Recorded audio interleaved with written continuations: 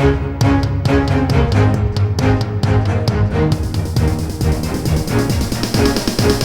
Friday, September 1st, 2023, and this is the Washington Times front page. Thanks for joining us. I'm George Gerbo.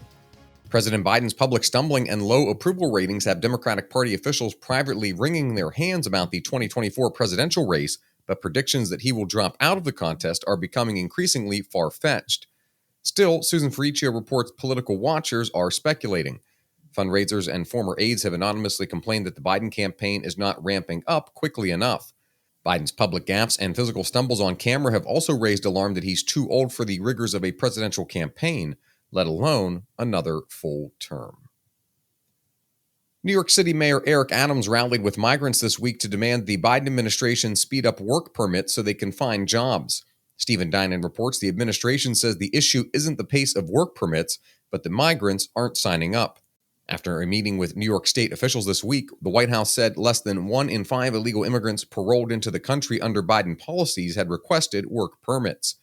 Adams estimates that his city will spend more than $5 billion a year to care for migrants if the numbers don't change. Mega asset managers are all in on ESG investing that favors the environment, but their labels for such funds tell a different story. ESG investors are also still investing in fossil fuels.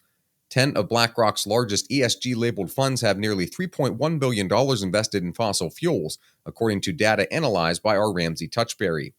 The fossil fuel share of the individual funds ranges from 2.8% to 12%. Vanguard's 3 ESG funds with more than $1 billion in assets have more than $100 million invested in fossil fuels. Only one of its 6 funds with sustainability mandates doesn't include fossil fuels.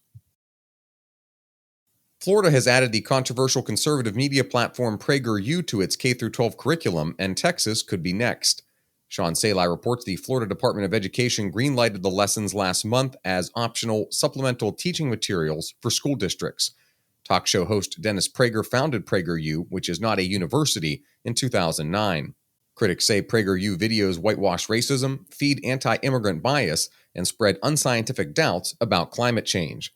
The Texas American Federation of Teachers called the material utterly worthless and said it is worried it doesn't fulfill the minimum standards for education required by state law. And finally, high school football coach Joe Kennedy, who lost his job in 2015 for openly praying on the field, returns to the sidelines at Bremerton High School in Washington State Friday night. Mark Kellner reports the coach returned after the Supreme Court ruled last year that Kennedy was unfairly fired for exercising his right to freedom of religion with a post-game prayer on the field. As many as 10,000 spectators, 20 times the number who usually attend Bremerton games, are projected to be in the stands to support or to protest Kennedy's return. You can find all of today's front page stories at WashingtonTimes.com/front page or on the Washington Times app, and find us wherever you get your podcasts. Just search Washington Times in any major podcast app. You can also find us on social media at Wash Times for breaking news, sports, commentary, and more. For the Washington Times, I'm George Gerbo.